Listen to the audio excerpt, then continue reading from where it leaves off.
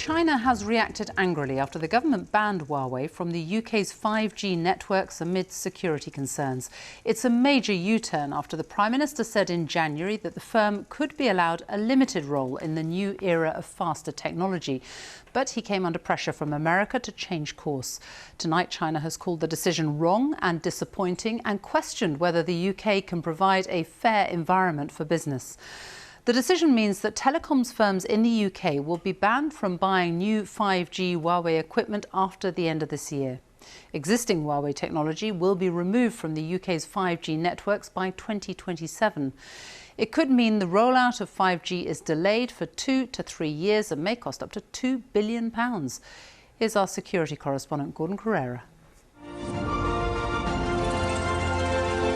5G promises to be the technology of the future, powering innovation and connecting everything around us together.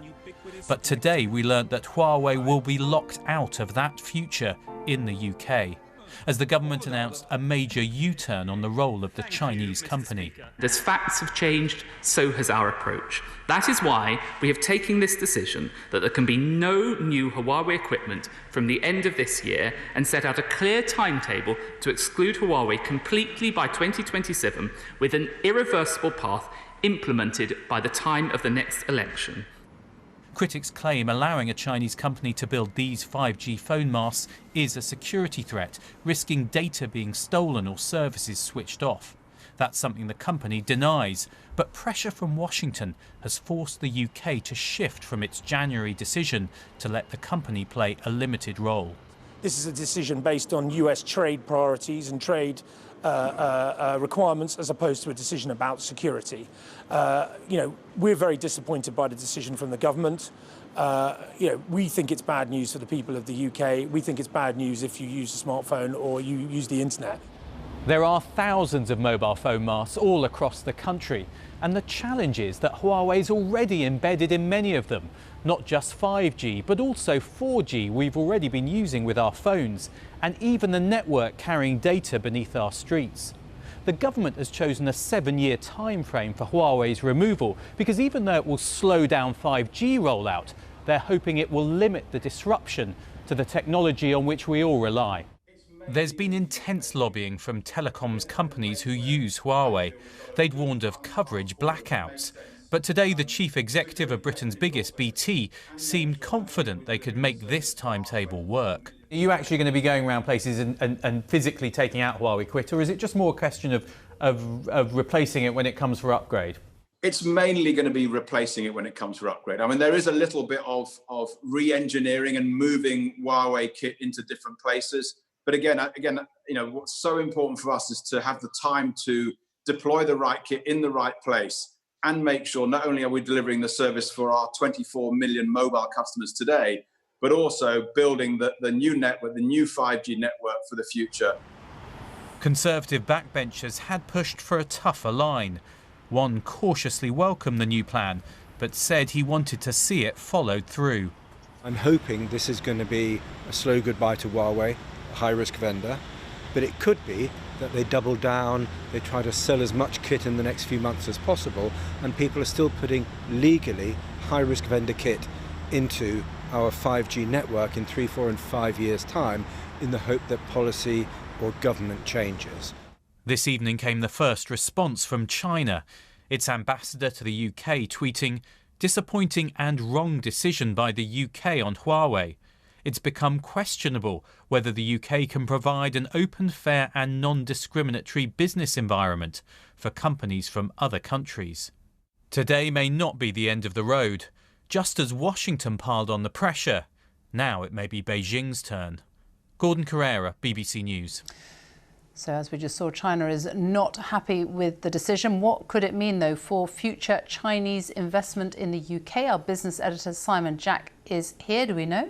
Well, this is a big moment for sure, because over the last 20 years, the UK, successive governments have tried to attract investment from China, and it has worked. They have piled £45 billion into the UK, and by context, that is twice as much as the next European country, Germany. Some would say that's because Germany is a bit more cautious about who they allow to invest invest in what. But it's been a big range of investments. If you look at this, you have cinemas, restaurants, Wolverhampton Wanderers, and some sensitive ones as well, like British Steel. But by far the most sensitive one, I expect this to come up again and again, is in the nuclear industry. China has already got a 1/3 share of the Hinkley Point plant under construction in Somerset. It's got an agreement to take 20% share in Suffolk, and most importantly of all, an agreement to build its own design reactor in Bradwell in Essex. And if you think mobile phone networks are sensitive, it'd be very hard to argue that your own design nuclear reactor isn't.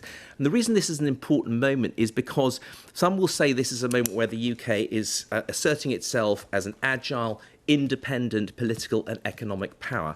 Others will say they're being a bit like a pinball buffeted between the big powers, the US and China, which are engaged, frankly, in a full-scale economic Cold War, and the UK is caught in the crossfire. Simon Jack, thank you. Well, in a moment we can get a reaction from our chief political correspondent, Vicki Young, in Westminster. But first, let's talk to our North America editor, John Sopel, in Washington. And this U-turn has come about after a lot of pressure from the US. Yeah, I think it's fair to say, Sophie, that Britain has been bullied and harried into submission. The pressure's been intense. It's come from Donald Trump downwards. It's been political, it's been economic, and most sensitive of all, it has threatened the intelligence relationship between the two nations. Now, Britain's original calculation was that it could ride this out, that this was more about protectionism than it was about national security, and that they would withstand the pressure. But as the relationship with China has deteriorated, so the heat has intensified, culminating in a very testy conversation between Donald Trump and Boris Johnson. And Britain may be a free trading nation, setting out on its path, able to strike deals with anyone it wants to now that it's left the EU. But that doesn't inoculate it from superpower politics. And this administration has essentially said to London, you can have America or you can have China, but you can't have both. And let's talk now to Vicki Young, who is in Westminster. Is it just the pressure from America that has changed all this, or were there other factors?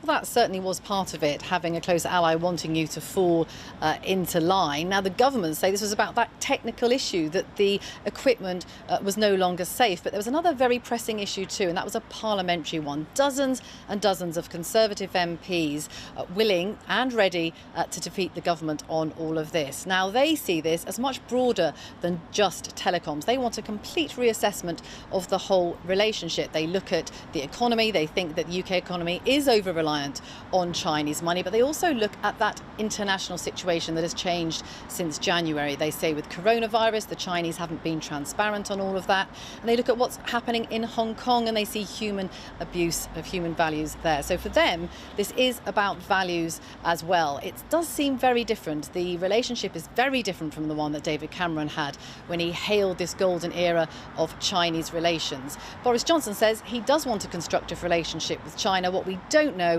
is how far Donald Trump and his own MPs will push him in the other direction. Vicki in Westminster and John in Washington, thank you both.